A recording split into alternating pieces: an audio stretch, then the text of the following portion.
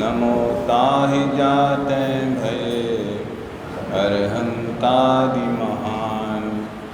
करि मंगल करियो महा ग्रंथ करण को काज। जाते मिले समाज सब पावे निज पद राज। इस भव तरु का मूल एक जानो मिथ्या भाव। ताको कर निर्मूल अब करिए मोक्ष भाव।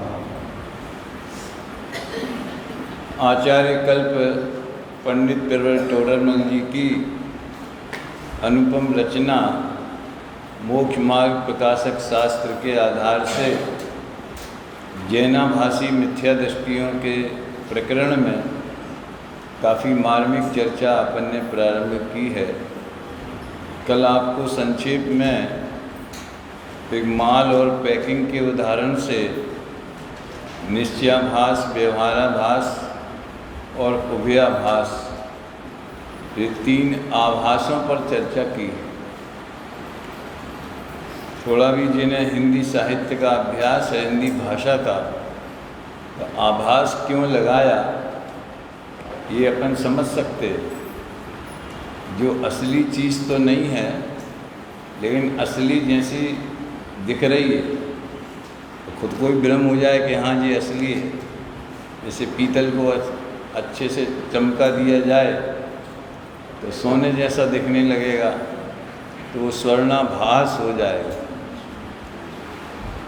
अपने जो संजय है ना, जो कोटा में है, संजय जेवर वाले, जब हम लोग साथ में विधान कराने जाते थे तो वो मान लो कोई चीज़ अगर सही नहीं हुई, मान लो दाल में नमक ज़्यादा हो गया या चाय में शक्कर नहीं हुई, भाई साहब ये तो दालाभास हो गया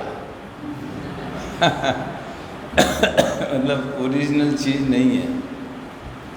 तो जो और इन तीनों प्रकार के आभासों का मतलब ये है, ये कोई अलग अलग गांव में बसे हों और अलग अलग पंथ हों कि निश्चयाभासी का पंथ अलग है, व्यवहाराभासी का अलग है, ऐसा नहीं है।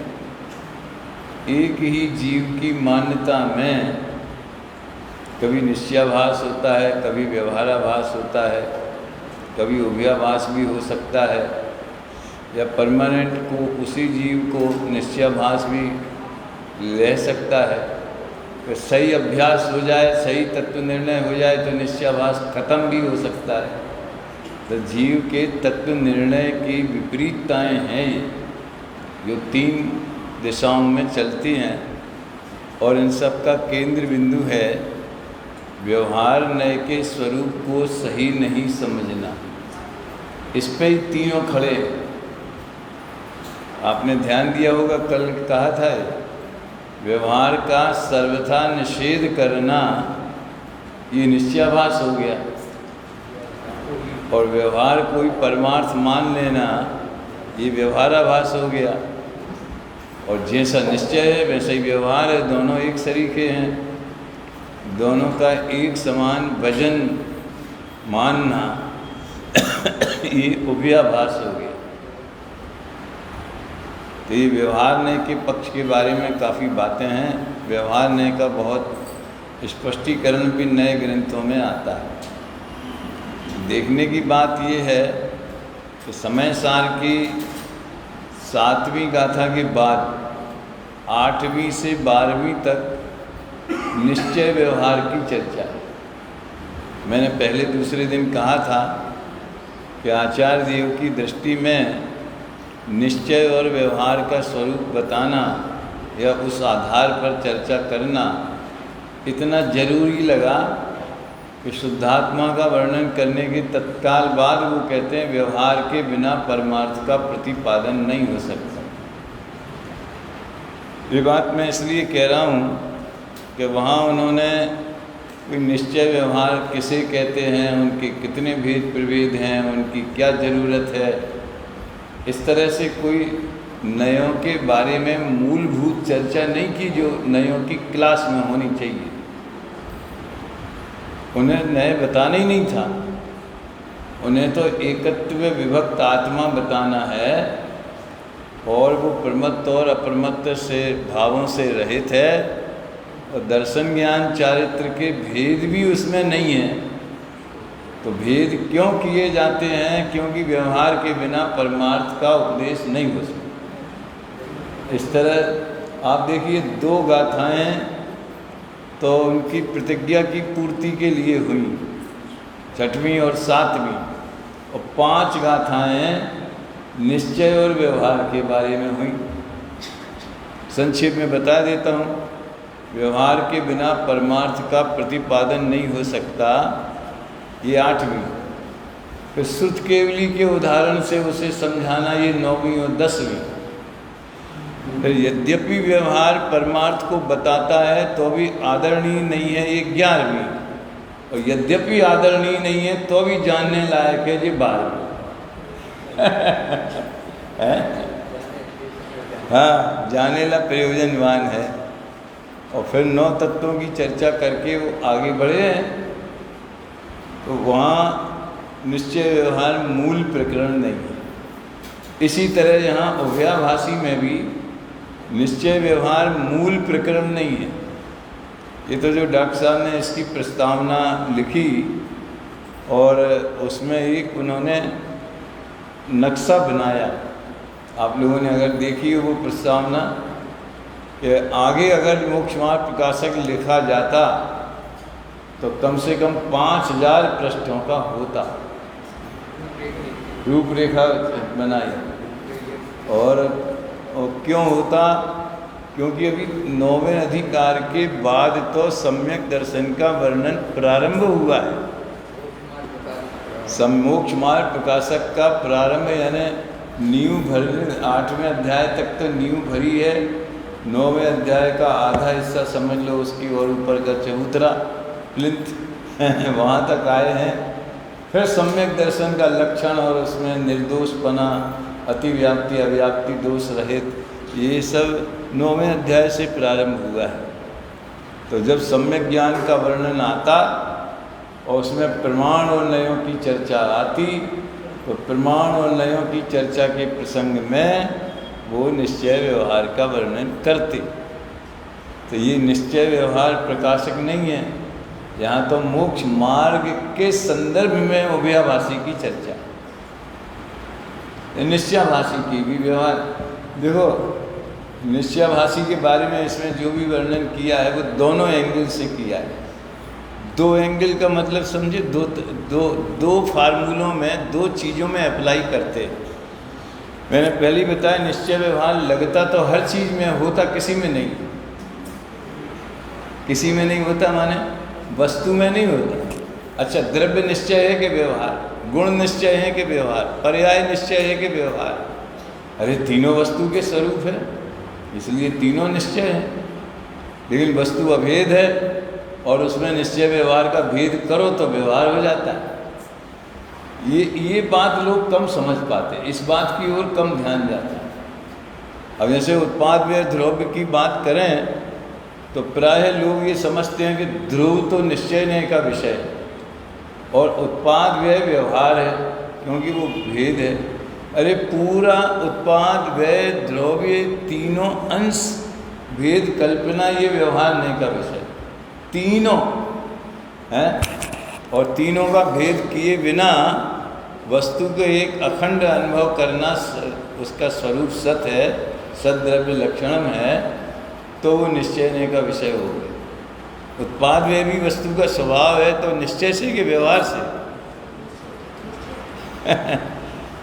आपको ये सब बातें मैं प्रश्न की भी भाषा में इसलिए रखता हूँ कि आपको ऐसा लगे कि हाँ, ये नए रहस्य तो पढ़ना ही चाहिए, उसका स्वाध्याय जरूर करना चाहिए।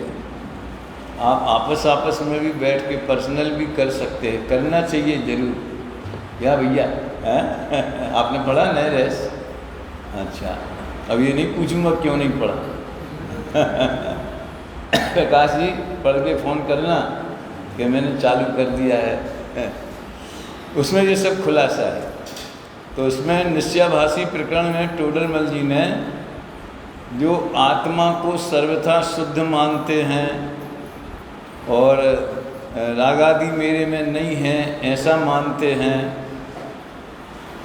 अच्छा, तो इस तरह से उन्होंने आत्मा के बारे में कि वो गुण स्थान मार्गणा स्थान भी नहीं है, मार्गणा स्थान भी नहीं है, ये मनुष्य पर्याय भी नहीं है, वो तो एक सर्वथा शुद्ध और निरपेक्ष है। तो आत्मा में भी लगाया और मोक्ष मार्ग में भी लगाया कि मोक्ष मार्ग में भी निश्चयाभासी क्या मानता है कि व्रतशील संयम व्यवहार, ये तो व्यवहार है, ये करने की कोई ज़रूरत नहीं है। अपने को तो आत्मा का अनुभव करना वही निश्चय है, वही निश्चय मोक्ष मार्ग है, असली तो वही है, ये तो सब उसके लिए हैं। तो वो इनका निषेध करता है। और व्यवहाराभासी में भी उन्होंने दोनों में लगाया कि वो आत्मा को मनुष्य देव नार की तिरंच के भेद रूप ही मानता है। शरीर और आत्मा को व्यवहार से एक कहा है तो वो उसे भी सत्यार्थ मान लेता है, उसी को ही परमार्थ मान लेता है। देह से भिन्न आत्मा की बात ही उसके चित्त में नहीं बैठती। तो आत्मा के बारे में व्यवहाराभास, ये कहना है मुझे। और मोक्ष मार्ग के बारे में व्यवहाराभास कि ये सब शास्त्रों में यही बताया, देव सात गुरु की श्रद्धा, सात तत्व की श्रद्धा। अभी जब अपना बंध अधिकार जब गुरुदेव के सीडी शुरू में चालू हुए थे तो वो तो यहीं से चालू हुए थे कि सम्यक दर्शन ज्ञान चारित्र का निश्चय स्वरूप क्या है और व्यवहार स्वरूप क्या है। 9 तत्व की श्रद्धा और शब्द शास्त्र का ज्ञान और व्रत आदि का आचरण, यही है मोक्ष मार्ग। इसके भीतर जो चैतन्य की अनुभूति की धारा बहती है, जिसके परिणाम स्वरूप देखो आखिर ये व्रतशील संयम के भाव आते क्यों हैं। अनुभव हो गया तो अब इनकी क्या ज़रूरत है। अरे ज़रूरत के हिसाब से नहीं आते भैया, कोई पूछ के नहीं आते कि हम आए कि नहीं आए। अपनी पूर्ण वीतरागता नहीं हुई, शेष राग रह गया, तब किसका आलम्बन लेगा। राग को तो पर का आलम्बन चाहिए ही चाहिए, पर के लक्ष्य से ही राग होता है। तो जहाँ उसको चैतन्य स्वरूप आत्मा भाया, अनुभव में आया, उसकी महिमा आई, तो अगर जितने अंश में वीतराग है वहाँ तो आत्मा का ही आलम्बन है, और जितने अंश में राग है तो कहाँ जाएगा वो, फिर सप्त व्यसनों में जाएगा।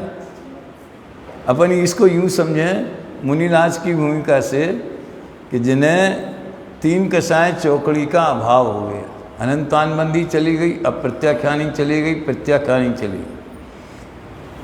अनंतानबंदी गई यानी सम्यक्त हो गया, अब प्रत्याख्यानी गई यानी व्रतों पर रोक लगी थी, वो व्रत ही नहीं हो पा रहा था। अब प्रत्याख्यान का मतलब समझते, प्रत्याख्यान माने त्याग, और अप्रत्याख्यान है त्याग नहीं करना।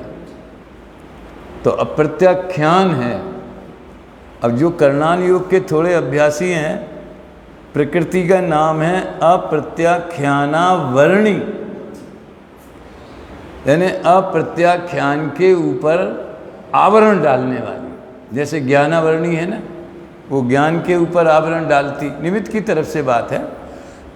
तो मुझे कभी कभी विचार आया कि यार इसका नाम तो प्रत्याख्यानावर्णी ही होना चाहिए, जो बाद में ली है।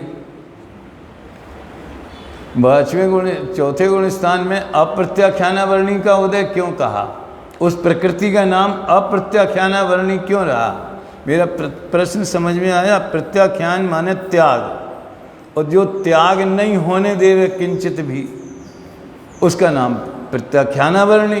तो आ क्यों लगा दिया साथ में। तो वहाँ आ माने नहीं, निषेध के अर्थ में नहीं है, वहाँ आ माने अल्प के अर्थ में। अल्प त्याग भी नहीं होने देवे। और वो कोई कर्म प्रकृति की बात तो कर्मों की तरफ से है। जीव के परिणाम ही ऐसे होते हैं कि जिसमें आत्मा की रुचि है, आत्मा का अनुभव है, भेद विज्ञान है, तो भी समझ लो परिणामों की योग्यता कहें कि उदय कहें, किंचित भी विषयों का त्याग नहीं हो सकता। ऐसे परिणाम और ऐसी प्रकृति का उदय, इसका नाम है अप्रत्याख्यान। समझिए, अल्प भी त्याग नहीं हो सकता, और प्रत्याख्यान में पूर्ण त्याग नहीं हो। प्रत्याख्यान माने तो त्याग है, अभी यही चलेगा। अप्रतिक्रमण अप्रत्याख्यान शाम की सीडी में थोड़ा वो आपको रूखा सूखा और कठिन भी लगेगा, तो हम कोशिश करेंगे उसको डाइल्यूट करने की। अटपटा विषय है वो, बिल्कुल कल मैंने बताया था। तो प्रत्याख्यानावरणी का भी त्याग हो गया।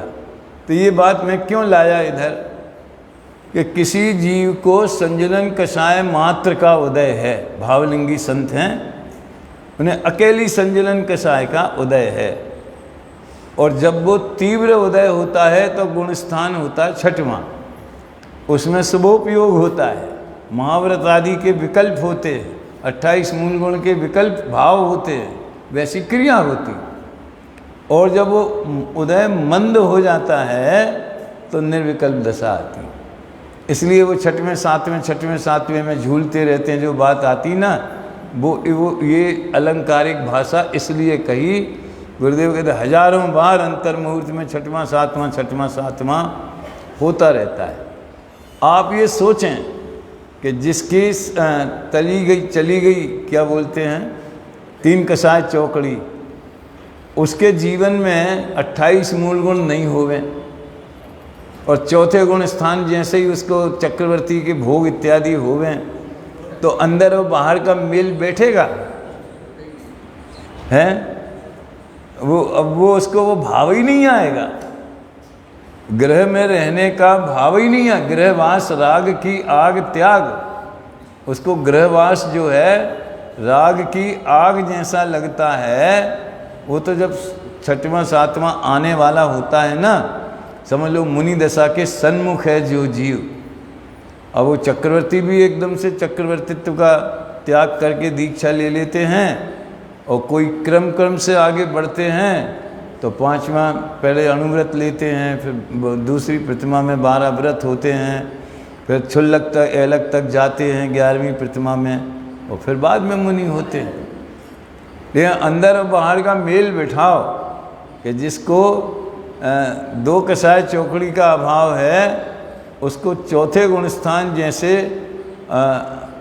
ब्रेकलेस, कोई नियंत्रण नहीं, ऐसे भोग होवे जिस पे कोई रुकने का भाव ही नहीं आवे।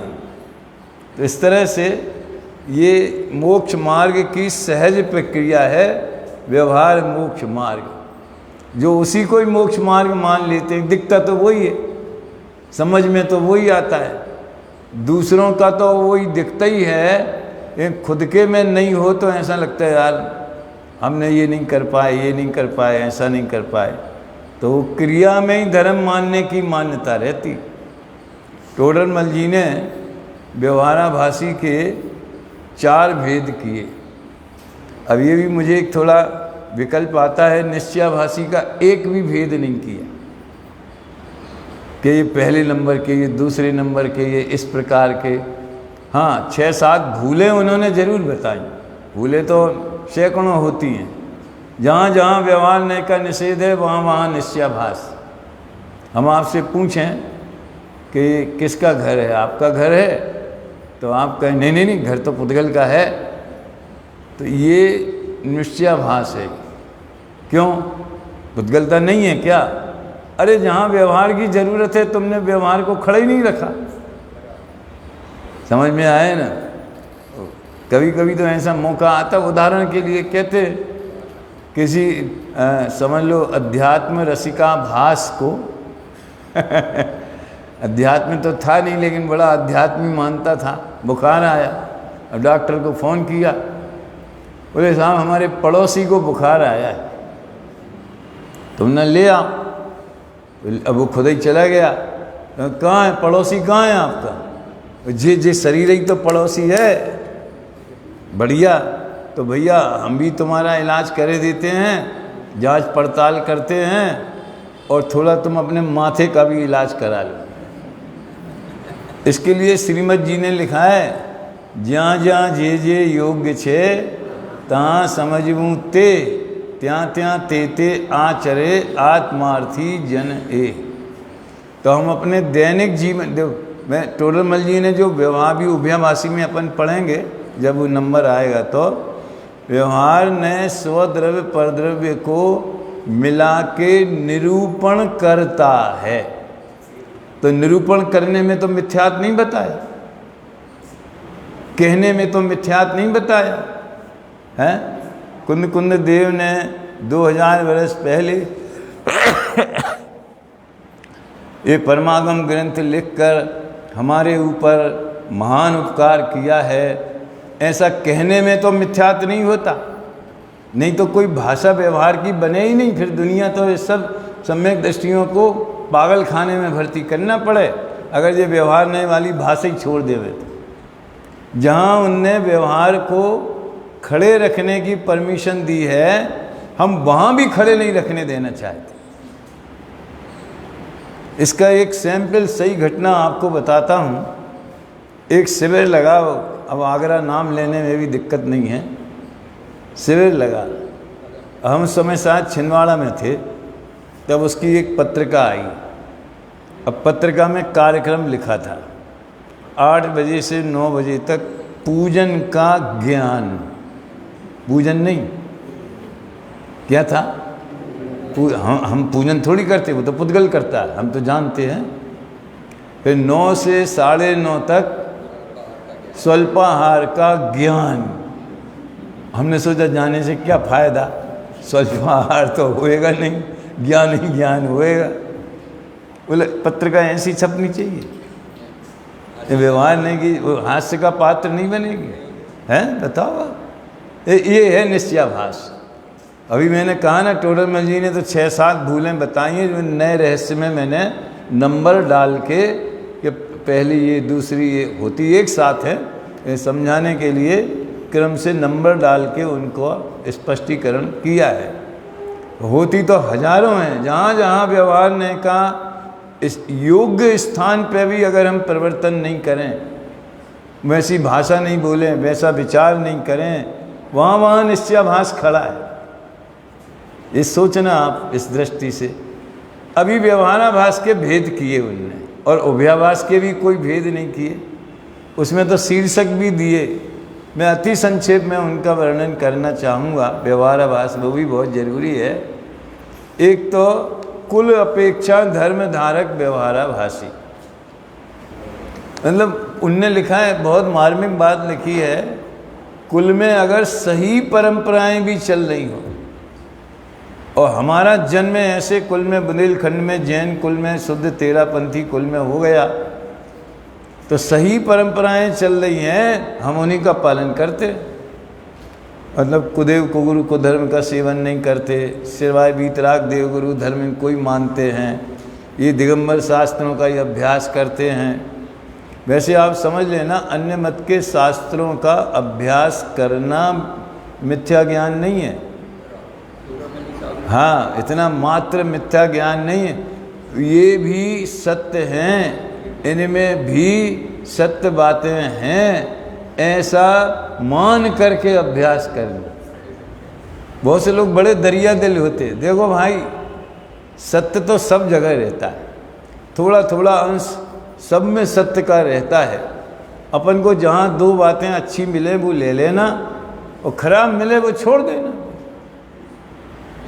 अब चाहे वेदांत हो, चाहे सांख्य हो, चाहे बौद्ध हो, चाहे रजनीश हो, समझ में आए ना? आज के युग में वो पहले प्रसिद्ध थे बहुत, आज भी कोई होंगे, जो भी हों मुझे पता नहीं, कोई दार्शनिक जगत में कोई समाज में खड़े हैं कि नहीं हैं। जो बात जहाँ से गीता में, तो गीता में भी आत्मा अमर है, आत्मा मरता नहीं है, शस्त्रों से गलता नहीं है।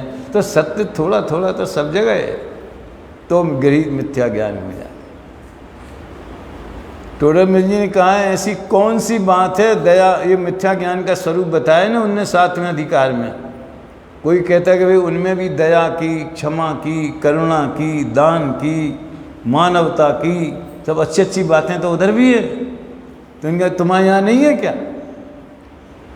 तो हमारे यहाँ तो जो वहाँ जिसको आप अच्छा कहते हो व्यवहार से, वो भी है। हमारा आचार शास्त्र चलनान योग उसका भी उपदेश देता है, और जिससे भव का अंत होता है उसका भी उपदेश देता है। मूल तो वो ही है। इसलिए जिनमें राग द्वेष का, गीता में तो आत्मा अमर है ऐसा कह के निष्कर्ष क्या निकाला गया कि तुम काय को युद्ध करने से डर रहे हो, तुम युद्ध करो। जैन धर्म क्या बोलेगा? अरे आत्मा मरता नहीं है, ये राजपाट भी किसी का नहीं हुआ है, इन भोगों में सुख नहीं है, तुम काय को भोगों के पीछे युद्ध कर रहे हो? दीक्षा ले हो, जाओ आत्म कल्याण करो। होना तो ये चाहिए ना, है? लेकिन अब वही एंगल, आत्मा और देह भिन्न है ऐसा कह के कोई किसी को मार ही नहीं सकता। उसने क्रमबद्ध पर्याय बता दी, 18 वर्ष बाद देख लो, अपना मुंह खोल के बता दिया कि ये सबरे जितने हैं, जो तुम्हारे दादा नाना चाचा ताऊ सब मर के स्वर्ग जा रहे हैं, वो मरने वाले तो हैं ही। तुम मार दो, तुम निमित्त हो जाओ तो तुम राजा बन जाओगे। ये अध्यात्म का ये निष्कर्ष निकाला। इसलिए या ही प्रतीत जुत कछुक ज्ञान, सो दुखदायक अज्ञान जान। ये तो अग्रहित मिथ्या ज्ञान में गया। और कपिलादि रचित श्रुत को अभ्यास, सो है कुबोध बहुदेन त्रास। ये काय में गया? गृहीत मिथ्या ज्ञान। दूसरी ढाल बहुत मार्मिक है, आपने तो पढ़ी होगी 6 ढाला। उसमें अग्रहित मिथ्या ज्ञान चारित्र का भी वर्णन है और गृहीत मिथ्या ज्ञान चारित्र का भी वर्णन है। तो इस तरह से व्यवहार को जहाँ खड़ा रखना है वहाँ ना रखें, तो कुल परंपरा के अनुसार आचरण करें, लेकिन वो सहज अंतर्वृत्ति से नहीं हुआ, वो हुआ माता पिता के संस्कारों से, पाठशाला के संस्कारों से, समाज के रीति रिवाजों से। तो पुण्यबंध तो होगा, कषाय की मंदता है तो पुण्यबंध तो होगा, लेकिन वो धर्म नहीं होगा। और उसको धर्म मानेगा तो व्यवहाराभास हो जाएगा। एक कुल अपेक्षा। दूसरे हैं बिना परीक्षा किए शास्त्रानुसारी, शास्त्र की आज्ञा मानने वाले व्यवहाराभासी। इन दोनों में कोई अंतर नहीं है।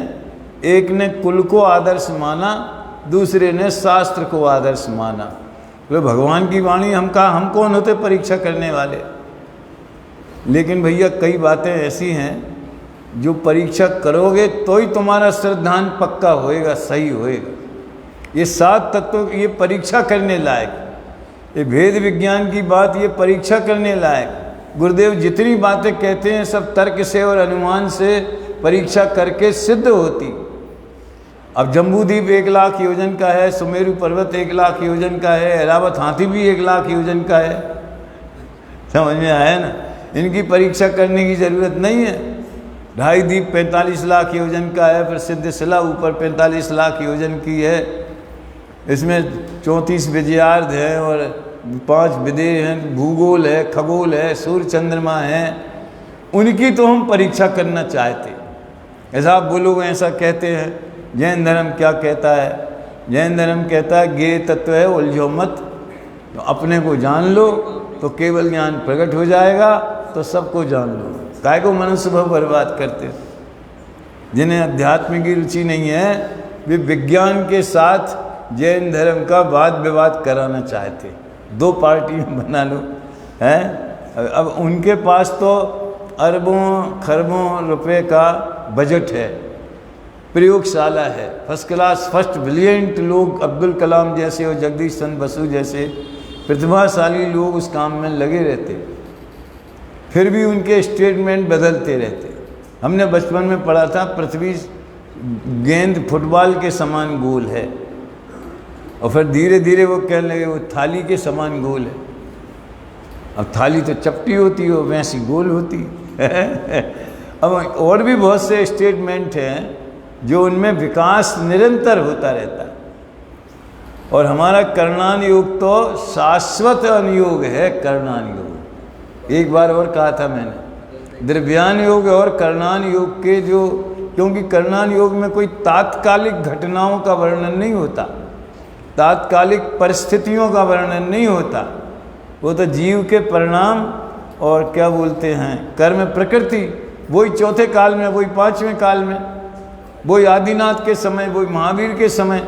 अब आगामी 24 आएगी तो कि दर्शन मोह का उदय मिथ्यात्व का निमित्त नहीं होगा क्या? सम्यक के पहले वो अध्ययकरण, अपूर्वकरण, अनुवृत्तिकरण नहीं होंगे?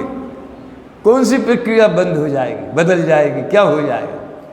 पूरी अनंत 24 हुई और अनंत 24 होंगी। लेकिन ये कर्म सिद्धांत और द्रव्यान योग का सिद्धांत कि आत्मा मनुष्य देह में होने पर भी देह से भिन्न है, पर्याय दृष्टि से राग रूप परिणमता है तो भी राग से भिन्न है, ये कभी नहीं बदलेगा। चरणान योग की तात्कालिक परिस्थितियाँ होती। हम लोग कहते हैं उस समय बिजली नहीं थी इसलिए रात्रि भोजन का निषेध किया। अरे बिजली होती तो उसमें भी असंख्यात जीव होते हैं, ये बताते। उस समय मोबाइल नहीं था। अरे सार की बात यह है कि अपने चित्त को विषय कषाय में फालतू नहीं उलझाना चाहिए। जितना उलझे बिना चले नहीं, मजबूरी में वो धंधा करना पड़ेगा, दुकान पे बैठना पड़ेगा, कोर्ट में पेशी पे जाना पड़ेगा, वो तो सब करना पड़ेगा।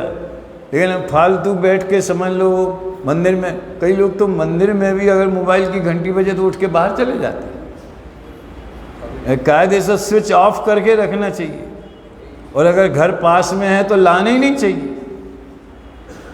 ज़रूरत हो रिकॉर्डिंग करना है तो ले आओ, लेकिन आजकल हर एक को रिकॉर्डिंग करने की ज़रूरत ही कहाँ। एक ने कही वो सैकड़ों तक पहुँची। अपन क्यों सिर दर्द, आप क्यों अपना पर्सनल रिकॉर्डिंग करो? आप क्यों उसमें? पंडित साहब इसलिए तो वो पहले नहीं करने देते थे और अभी भी सोनागिर का एक भी प्रवचन उनका आया नहीं, क्योंकि साहब वो कोई उनका रिकॉर्डिंग करने वाला अच्छा है भी नहीं, जो है वो डरता है। तुमने लगा दिया, अब हम शुरू कर रहे हो, तुम उसको ठीक ठाक कर रहे, सेट कर रहे, उनको डिस्टर्ब हो जाता है। वो कहते छोड़ो ये सब, हटाओ, यहीं सुनो जो सुनना हो, यहीं समझो। यानी उपयोग को बर्बाद नहीं होना चाहिए, ये चरणान योग का शाश्वत सिद्धांत है। अब बिजली जब जिस जमाने में होगी तो कहेंगे फालतू बिजली नहीं जलाना चाहिए। आप समझिए ना, फार्मूला एक है, एप्लीकेशन हजारों हैं। क्या फार्मूला एक है कि उपयोग को बर्बाद नहीं होने देना चाहिए, और एप्लीकेशन हजारों हैं कि टीवी में, विकताओं में, गपशप में, परनिंदा में, इसमें नहीं उपयोग को बर्बाद करना चाहिए। तो इस तरह से जहाँ व्यवहार को खड़ा रखना है वहाँ खड़ा रखा। कुल अपेक्षा धर्मधारक और परीक्षा रहित आज्ञानुसारी धर्मधारक। वो तो परीक्षा क्या करना है? भगवान ने कही है शरीर और आत्मा भिन्न है तो हम मानते हैं। तो भगवान ने कही है 1 लाख योजन का जम्बूद्वीप है तो हम मानते बराबर बात, क्योंकि उसमें कुछ कर नहीं सकते, करने की ज़रूरत भी नहीं। 1 लाख का नहीं होगा, 1.25 लाख का होगा तो अपना कब बिगड़ जाएगा और क्या बन जाएगा, उससे क्या फर्क पड़ जाएगा। लेकिन जो कही है वो मान लो, केवली की वाणी है, निर्ग्रंथ संतों ने लिखी है। लेकिन देह से भिन्न आत्मा है, आत्मा ज्ञान स्वरूप है, राग आत्मा का स्वरूप नहीं है, ये बातें अकेली शास्त्रानुसार मानने की नहीं है। शास्त्रानुसार जो कहा है उसको समझ के मानना, और समझना मतलब परीक्षा कर। इन दोनों को अति संक्षेप में मैं कहता हूँ, ये भोले मिथ्या दृष्टि। दोनों कौन कौन से? कुल अपेक्षा और परीक्षा रहित वाले, ये भोले भाले जीव हैं। अब जो परंपरा चल रही है, जो मिली, जो जिनवाणी में लिखी सो मानी। तीसरे नंबर के बेईमान मिथ्या दृष्टि। कौन है वो? आजीविका आदि लौकिक प्रयोजन से धर्म साधने वाले। अकेली आजीविका का सवाल नहीं है, इस पे तो बहुत बहस हुई है, हमने बहुत कहा है। अभी शायद प्रशिक्षण शिविर में भी 1-2 प्रवचन हमारे इसी विषय पे हुए थे, तो काफ़ी लोगों को लगा कि वो बहुत उपयोगी हैं। देवलाली में प्रशिक्षण शिविर लगा था, दादा भी उसमें आ गए थे। तो देखो, कोई अगर 6 घंटे पढ़ाता है जैन धर्म, तो वो धार्मिक क्रिया नहीं है, वो न निश्चय धर्म है न व्यवहार धर्म, वो उसकी सर्विस है, वो ड्यूटी है। समझ में आया ना? लेकिन जो उसके जीवन में आवश्यक है, ये देव पूजा गुरु उपासना, और उनके द्वारा वो अपनी आजीविका की वो करता है, हैं। और भी कई बातें हैं ना, तो केवल इतना है। और अजय की पैसे की बात नहीं अकेली, यश की चाह रखना। हमारे समर्थक मिल जाएंगे, हमें सुविधाएं मिल जाएंगी, हमें सर्विस मिल जाएगी, मिल जाए वो उदय से मिल जाए और वो स्वीकार करे, वो जुदी बात है, लेकिन उसके लिए करना वो जुदी बात। मैं एक सिंपल उदाहरण देता हूँ। हम यहाँ आए 10-12 दिन रुके, तो भोजन किया कि नहीं किया सब जगह, और फिर भोजन में भी लोगों का बड़ा आग्रह कि साहब आप ये नहीं करते, ये नहीं करते, ये तो ले लो, ये तो ले लो, और कोई मतलब प्रतिबंध नहीं होता, तो फिर दोनों दर होता। तो भोजन करते कि नहीं, तो काय भोजन करने के लिए आए क्या? आराम करते कि नहीं करते? तो आराम करने के लिए आए क्या? करना अलग बात है और उसके लिए करना अलग बात है। दो चीज़ें हैं। कुछ लोग जीने के लिए खाते हैं और कुछ खाने के लिए जीते हैं। प्रभु लंबी उम्र देवे ताकि और जो रहे सहे भोग अभी नहीं भोग पाए हों, खाना पीना घूमना फिरना, सो और ज़िंदगी का मज़ा ले ले। देखो दोनों प्रकार के लोग खाते भी हैं और जीते भी हैं। क्रिया में अंतर नहीं पड़ा। कहाँ अंतर पड़ा? अभिप्राय में। अभिप्राय, उनके उद्देश्य का अंतर पड़ा। एक लोग तो इसलिए खाते हैं, भोजन के बिना जीवन मनुष्य पर्याय ये नहीं चलती है। भले सिद्धांत तो ये है कि आयु कर्म से जीवन चलता है, लेकिन क्षुधा की वेदना भी है ना आखिर, इसलिए खाना पड़ता है, मजबूरी में खाना पड़ता है। तो वे जीने के लिए खाते, और कुछ इसलिए लंबी आयु चाहते हैं कि खाने के लिए जीते। ये दोनों का फर्क वो इनमें है, आजीविका आदि वाले। हमें तो यही काम करना है, सारा जीवन इसमें समर्पित करना है। समझ में आया ना? आजीविका के लिए नहीं, लेकिन आजीविका की व्यवस्था तो होगी, तो हम निवृत्ति से सारा काम। उद्देश्य का फर्क पड़ता है, अभिप्राय का फर्क पड़ता है, क्योंकि उसके नीचे टोरल जी ने मुनियों का उदाहरण दिया है। कहाँ है वो प्रकरण? देखो मैं बताता हूँ, पेज नंबर 219। यदि ऐसा है तो मुनि भी धर्म साधन कर पर घर भोजन करते हैं, साधर्मी का उपकार करते कराते हैं, सो कैसे बनेगा? अच्छा किया ये प्रश्न से ऊपर में जो बातें लिखी हैं उनमें जो उसका शंकाएं खड़ी होती हैं उसका समाधान नीचे कर दिया। वे आप तो कुछ आजीविका दिक का प्रयोजन विचार कर धर्म साधन नहीं करते। मुनि आज की लोग कितनी भक्ति करते हैं, विनय करते हैं, समझ में आया? उनके आदेशों का पालन करते हैं, उनके लिए बड़ी नवधा भक्ति पूर्वक आहार देते हैं। तो मुनि आज नहीं लेंगे कि हम इस आहार के लिए थोड़ी मुनि हुए। ये बात सही है, आहार के लिए मुनि नहीं हुए हैं, मुनि तो अपनी साधना के लिए हुए हैं। रत्नत्रय की साधना के लिए निवृत्ति ली है, अकेले आहार के लिए नहीं ली है। लेकिन अब शरीर जैसा डिमांड करेगा और जो हमने नियम प्रतिज्ञा ली है, नवदा भक्ति पूर्वक आहार देगा तो लेंगे, नहीं मिलेगा तो अंतराय हो जाएगा तो नहीं लेंगे। समझ में आया? प्रमाद होता जाने तो उपवास करेंगे, कमजोरी होती जाने तो आहार करेंगे। मतलब बहुत सहज है। तो प्रयोजन उन्होंने रत्नत्रय की आराधना का बनाया मुनि होने के लिए। कोई लोग हमारी पूजा करेंगे, हमारा एक संस्थान बन जाएगा इत्यादि इत्यादि, वो कोई उद्देश्य नहीं, और वो उनके व्यवहार में भी नहीं आता। गृहस्थों के साथ में केवल आहार वाला ही व्यवहार है गृहस्थों के साथ, वही प्रसंग है ऐसा, बाकी और कोई प्रसंग क्यों? गृहस्थों वे तो दिमाग खाएंगे और अपनी राग द्वेष की कथा सुनाएंगे और गुटबाजी करेंगे, और मुनियों में भी गुटभेद डाल देंगे कि जे इस पंथ के हैं, जे इस पंथ के हैं, जे इनके भगत हैं, जे इनके भगत हैं। गृहस्थ अपनी कषायें साधु वर्ग पे बहुत थोपते हैं, इसलिए गृहस्थों की संगति त्याज्य है। समझ में आया ना? लेकिन एक आहार का प्रसंग है तो भी वो डॉक्टर साहब बताते मौन का कवच पहन के जाते, बिल्कुल नवदा भक्ति पूर्वक जाएंगे, मौन लेकर के जाएंगे और निर्दोष आहार मिलेगा, 46 दोष 32 संतराएँ टाल के मिलेगा तो लेंगे।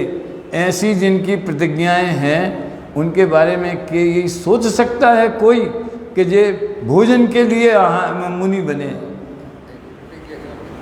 कोई ऐसा सोच सकता है? बोलो, वो क्या जानता है मुनि का क्या स्वरूप है? उन्हें धर्मात्मा जानकर कितने ही स्वयमेव भोजन उपकार आदि करते हैं, तब तो कोई दोष है नहीं, तो वे स्वीकार भी तो करेंगे ना।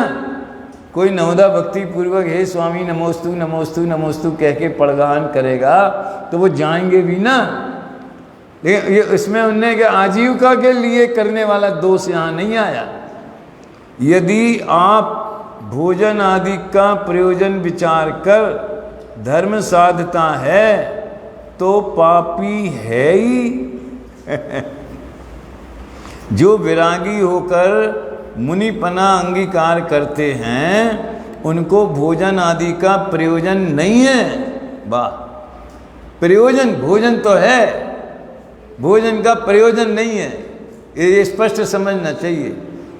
शरीर की स्थिति के अर्थ स्वयमेव भोजन आदि कोई दे तो लेते, नहीं तो समता रखते, ऐसे परिणाम होते, संकलेश रूप नहीं होते।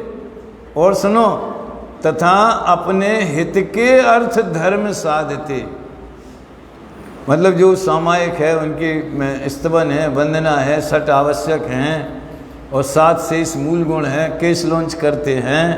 ख्याल में आया ना? एक बार आहार लेते हैं, खड़े खड़े आहार लेते हैं, भूशयन करते हैं, तो ये उनकी लाइफ स्टाइल है। अज्ञानी लोग देखो बेचारे महाराज, उनके पास तो कुछ नहीं है, अपन तो ठंड में 2-2 रजाइयाँ ओढ़ते हैं, हम उन्हें दया का पात्र समझते। अरे वे दया के पात्र हैं कि भक्ति के पात्र हैं? होना तो ऐसा चाहिए। धन्य है उनकी वीतरागता, धन्य है उनका भेद विज्ञान कि ऐसी परिस्थितियों में भी वे चैतन्य के रस में लीन रहते हैं, उनके परिणामों में आकुलता नहीं होती है। ये जो एक भाषा चली ना, परिसय सहन करते, सहन करने का अर्थ लोग गलत समझते, वो भी इसमें 7वें अधिकार में व्यवहाराभासी के प्रकरण में बाद में आया है। सहन करने का अर्थ खूब ठंड पड़ रही है और हम ठिठुर रहे हैं, लेकिन हमने गर्म कपड़े नहीं पहने, चद्दर नहीं ओढ़ा, तो हमने सहन किया। तो ठिठुर तो रहे, मतलब आकुलित हो रहे। परिसय में आने पर भी अगर हम दुखी होते हैं तो वो परिसय जय नहीं है, वो पराजय है। हम हार गए उसके सामने। समझ में आया ना? वो जीत गया, ठंड की ऋतु जीत गई और हम हार गए, वो तो पराजय है। और सहन करना माने दुख सहन करना, ऐसा जो लोग समझते हैं, तो दुख तो आर्त ध्यान है। ये लिखा है सर, दुखी होना तो आर्त ध्यान है। तो क्या होता है? वो है ना, हरिमित्र महल मसान कंचन कांच निंदन तुतिकरण अर्घावतारन असि प्रहारन में सदा समता।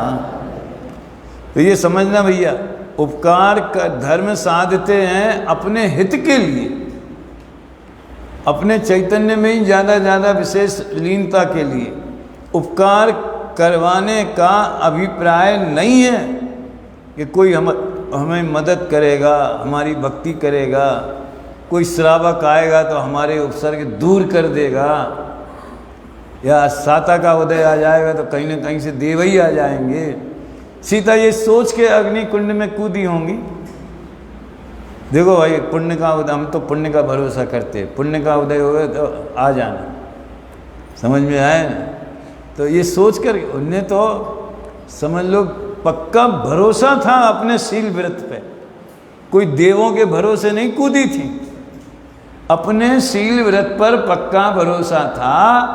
और उन्होंने वो जो आता है कथानकों में कि मैंने मन वचन काय कृत कारित अनुमोदना से भी किसी पर पुरुष का स्मरण किया हो तो मेरा शरीर भस्म हो जाए। इतना भरोसा था। इस भरोसील के भरोसे पे कूद गई अग्नि में। अब देवों की ड्यूटी थी कि कुछ न कुछ चमत्कार उन्हें करना ही था, है ये उदय की बात थी। तो उपकार करवाने का अभिप्राय नहीं है, आपके जिसका त्याग है वैसा उपकार कराते हैं। कोई साधर्मी समय उपकार करता है वैसा कराते, जिसका त्याग नहीं है, मतलब हमें वस्त्र का त्याग है तो वस्त्र ग्रहण नहीं करेंगे, कोई उपकारी देगा तो आहार का, या जिस दिन उपवास की प्रतिज्ञा ले ली उस दिन निकलेंगे ही नहीं। समझ में आया ना? तो कोई कहे चलो महाराज उठो, तो वैसा नहीं करेंगे, उपकार ग्रहण नहीं करेंगे। लेकिन जिस चीज़ का त्याग नहीं है, अगर आज उनके आहार का त्याग नहीं है तो वैसा उपकार लेंगे। और तो कोई प्रसंग बनता ही नहीं है मुनि राजाओं को, और क्या चाहिए आखिर? जिसने तिल तुष मात्र भी संग नहीं रखते हैं, अब उन्हें कौन सा उपकार करवाना?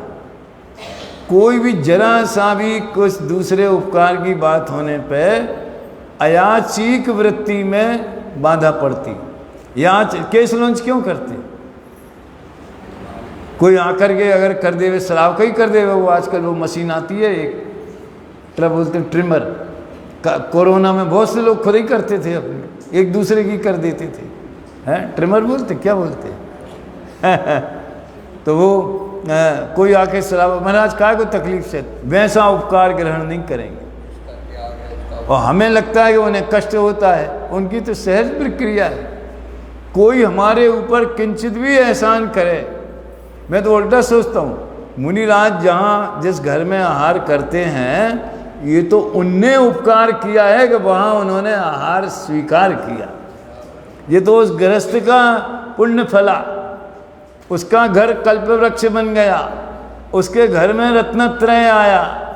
ऐसा गुरुदेव के प्रवचन में लिखा है, श्रावक धर्म प्रकाश के प्रवचन आप पढ़ो, कि जिस घर में श्रावक के घर में आहार होता है तो वो ऐसा मानता है कि आज मेरे घर में साक्षात मोक्ष मार्ग आया है, रत्नत्रय आया।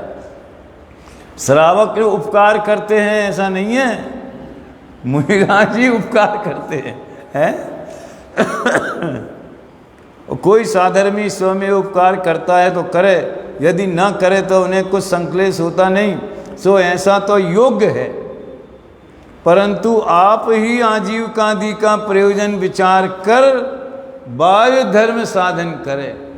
वो बाह्य धर्म साधन में यही लेना कि जो साधर्मी का व्यवहारिक धर्म साधन है, देव पूजा, गुरु उपासना इत्यादि, उससे वो कमाई का साधन बनावे। जहाँ भोजन आदि का उपकार कोई ना करे तो वहाँ संक्लेश करे, याचना करे, उपाय करे, अथवा धर्म साधन में शिथिल हो जाए तो उसे पापी ही जानना।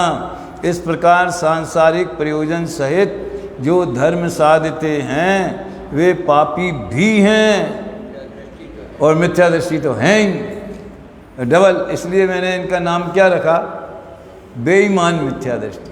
अभी 3 लाइनें 221 पेज पे, ईमानदार मिथ्या दृष्टि। वे धर्म को बेचना नहीं चाहते, धर्म का यश नहीं लेना चाहते, धर्म के धर्माचरण करके कोई सुविधाएं लेना नहीं चाहते। अब यश का उदय होगा तो यश मिलेगा, तो वो मना थोड़ी कर सकते। वो यश मिलता हो, लोग प्रशंसा करते हो तो वो रोक सकते हैं क्या? लेकिन चाह नहीं है, यश की चाह भी है, लेकिन धर्माचरण के बदले यश की चाह होवे तो अनंतानुबंधी कषाय। और सहज ही यश मिलता है तो मिलता है, और उन्हें राग है तो उन्हें अच्छा भी लगता है। लेकिन जो हमने किया वो यश के लिए नहीं किया। हमें तो राग था तो हमने तो किताब लिखी, विधान लिखा, ये किया वो किया, तो अपने लिए लिया, अपने रस परिपाक के लिए। देवलाली में हम तो 1 टाइम या 2 टाइम व्याख्यान करते हैं, पर्सनल बात तो अलग है, लेकिन कभी ऐसा विकल्प नहीं आता सुनाने वालों के लिए कर रहे हैं। वहाँ तो जैसे 10 आदमी बैठे हों, ज़्यादा रहते नहीं, 15-20 लोग ही रहते, वहाँ तो रिटायर लोगों की कॉलोनी, जिसको रिटायर होना हो प्रकाश जी तो देवलाली में ही रहना चाहिए। समझ में आया ना? तो अपने आनंद के लिए करना।